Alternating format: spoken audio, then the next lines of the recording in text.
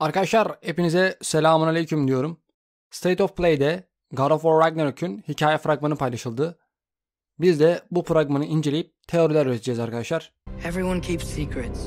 Hatırlayalım.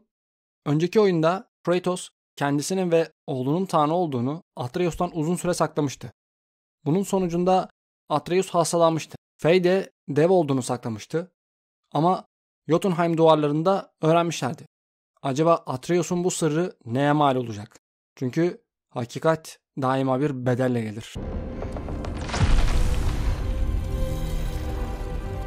Atreus burada ağaca dokunarak annesi gibi bir koruma ürünü yapıyor olabilir. Ya da bir şey görmek için de olabilir bu. Atreus dokunduğu şeylerin sakladıklarını, yani içini görebiliyor ve bazı sesleri duyabiliyor. Bunun kanıtı olarak Jotunheim duvarlarına dokunması ve duvarların sırlarını açığa çıkarması, kara ürüne dokunduğunda o ürünün kendini göstermesi, yine duyduğu şeylere kanıt olarak Brock'un devesi, Alfheim'da duydukları, annesinin sesi, Muspelheim'daki duyduğu sesler, Jotunheim duvarlarında "Brightness is in the hand of this one warrior" diye tekrarlanan yazı boşuna değildi. Işık bu tek savaşçının elindedir. Savaşçı olan Atreus ve bu dokunarak görme gücü ve duyma gücü de oyunda büyük bir yer tutacak gibi. Sometimes it's the only way to protect the ones we love. Kratos silahlarını bırakıyor. Burası farklı bir yer. Frey'in küllerini taşıdığı o torba hala duruyor. Lysandra unutuldu tabi. I know you. God killer.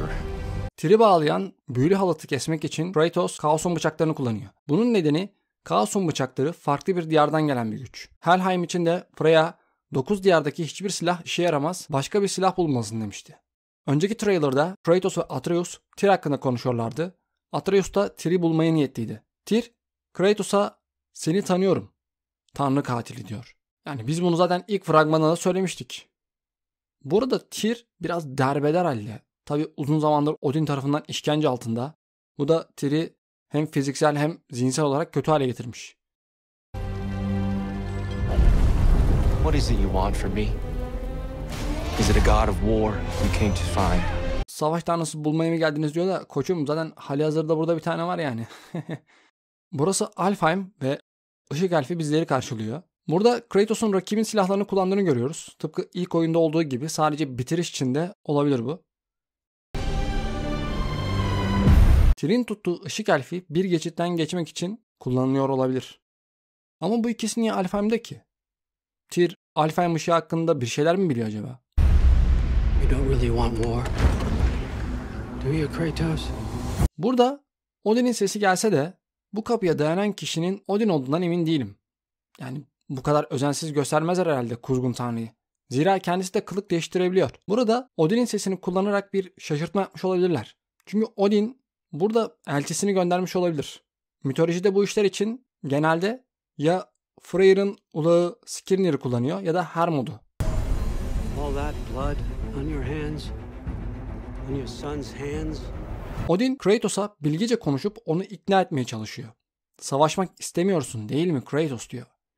Önceki fragmanda da savaş tek çözüm değil diyen Kratos'un düşmanı olan Odin ile aynı fikirde olmaları ilginç. Ayrıca bu kapıda nasıl bir kapıdır? İpini koparan geliyor. Oğlum kilit koyun, zil koyun, evde yokuz deyin.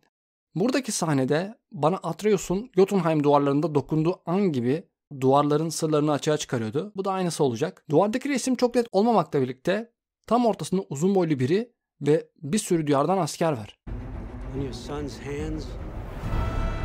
What is it you will not tell me? Atreus bu küreler sayesinde kurtları bulacak gibi. Bu kürelerin de sırlarını görüyor olabilir. I can't talk about it, but I just need you to trust me. We follow your every whim.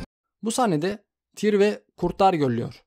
Atreus Tyr'i bulmak için diyarları dolaşıyor. Çünkü Tyr hem Fenrir'in hem de Skoll ve Hati'nin yerini biliyor. Skoll ve Hati Ragnarok'u getirecekler. Bir de bunu Jotnar hikayesini inceleyerek gösterelim. Soldan başlayarak bir süre güneş asla doğmayacak. Ay da yükselmeyecek. Skoll ve Hati, Hrothvitnir'in çocukları. Asılmışların lordu tarafından zincirlendi. Sol, güneş tanrıçası ve Mani, ay tanrıçası. Erkek ve kız kardeşler, Mundilfari'nin çocukları. Skinfaxi, Sol'un at arabasını çekiyor. Hirin Foxy de yine Manny'nin at arabasını çekiyor. Olanlar gündüz ve geceye sebep olurlar. Durmadan güneşi ve ayı kovalarlar. Ragnarök. Hati ayı yutar. Skoll güneşi yutar.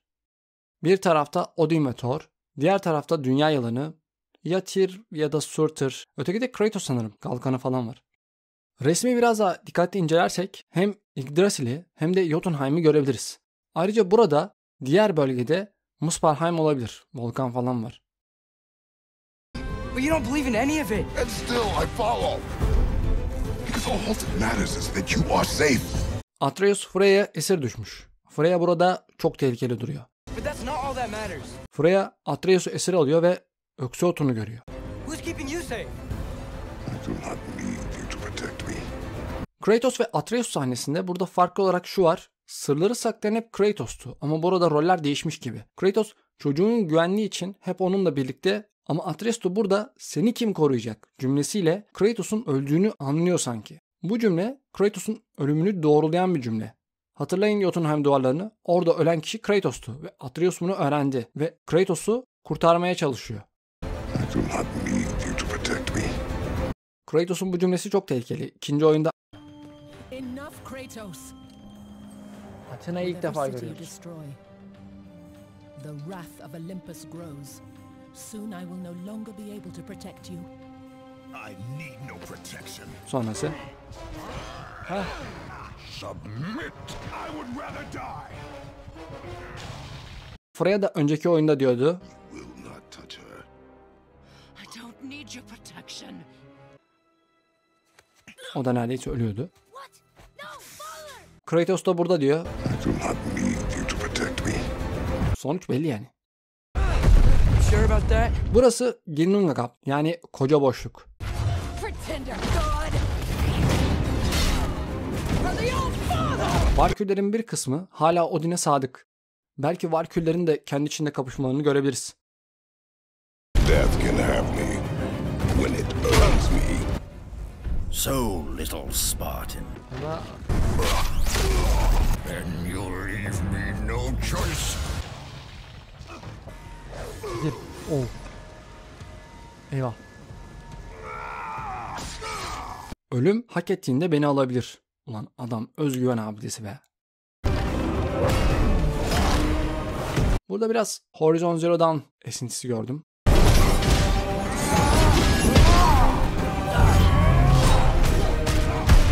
Kalkana bayağı çalışmışlar. Sürekli bunu gösterip duruyorlar. Helheim.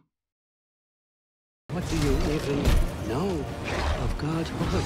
Burası sanırım cücelerin mekanı ve bu da cüce mekanizmalarından biri. Hatırlayın ilk oyunda Sindri'nin böyle bir çalışması vardı ve Freya sayesinde kullanmıştık. In your lifetimes, has anyone ever worshipped you? Odin genellikle gücünü değil de zekasını kullanarak kazanıyor. Burada Kratos'u mental olarak bitirmeye çalışıyor ama insanlar bizi seviyor, tapıyor falan ama yer mi lan savaş tanrısı? Ever prayed to you? Can you even imagine that kind of love? No.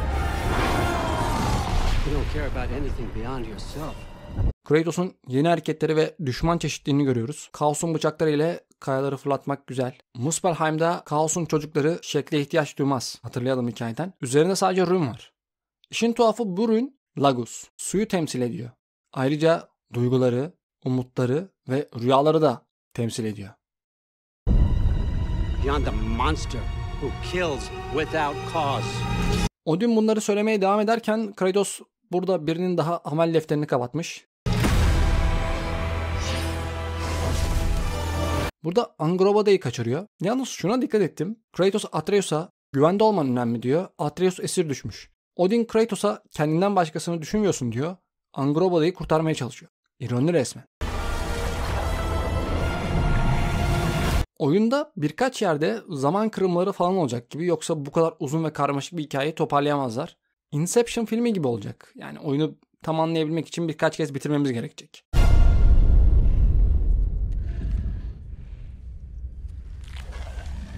Fate only binds you if you let it.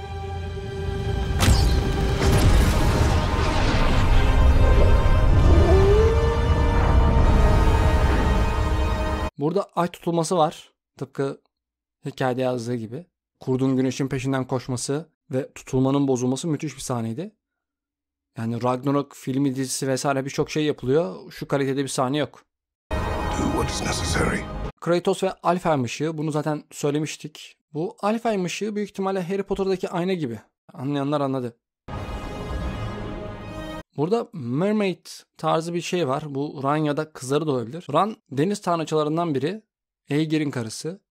Denizde boğulanları ve denizde kaybolanları topluyor kendi ağıyla. Not because it is written. Yine Yggdrasil ile benzer bir yerdeyiz ama Odin'in kuzgunlarına benzer kuzgunlar her yerde. Burada ya diğer yolculuğu yapılıyor ya da zaman yolculuğu yapılıyor. Fate only binds you if you let it. Do what is necessary, not because it is written. Burada Kratos'un bu cümleleri, hatırlayın God of War 2'yi, Lakisiz Kratos'a senin kaderinde Zeus'u öldürmek yok deyince Kratos da başlarım böyle kaderi diyerek kız kardeşleri öldürmüştü. Loki de burada aynısını yapacak gibi. Burası Alfheim, ışığından belli. Ama deniz anası çok ilginç. Kratos burada Tyr ile ittifak yapıyor. Bunu da zaten söylemiştik. Ve kılıçlarını da vermiş.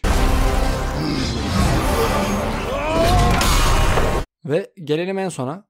Thor ile boss savaşı. Burası herkesi heyecanlandırsa da ben zaten böyle bir sahne bekliyordum. Tam beklediğim gibiydi yani. Mjolnir ile Leviathan baltasının işte havada çarpışması.